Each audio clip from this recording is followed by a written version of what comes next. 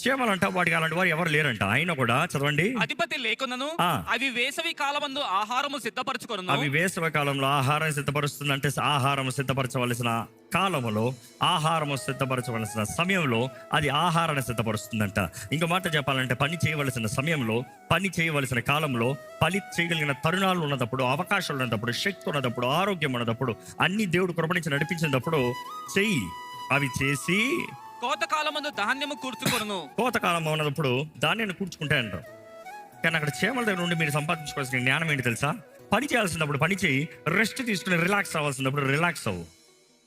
Is talking about rest, not about escaping fear. భయాల్ని తప్పించుకో కాదు, రెస్ట్ తీసుకో. జీవితంలో చాలా మంది ఎంతో ప్రయాసపడుతూనే ఉన్నారు, కష్టపడుతూనే ఉన్నారు, పోరాడుతూనే ఉన్నారు. రెస్ట్ తీసుకున్నారా? మీ జీవితంలో బ్రేక్ ఉందా? మీ జీవితంలో విశ్రాంతి ఉందా?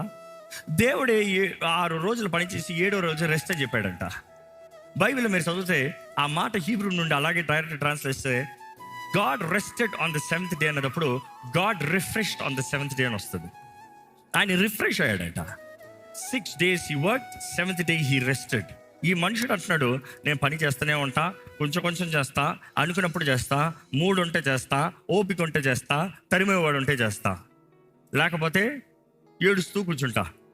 ఒక నిజ విశ్వాసి జీవితం ఎలా ఉంటుందంటే, క్రీస్తు అనుగ్రహించిన సమాధానం కలిగిన వ్యక్తి, క్రీస్తు అనుగ్రహించిన నెమ్మది కలిగిన వ్యక్తి తన జీవితంలో పోరాటంలో పోరాడుతూ ఉంటాడు. కానీ హృదయంలో, జీవితంలో విశ్రాంతి సమయంలో నెమ్మదితో ఉంటాడు, ఆనందంతో ఉంటాడు.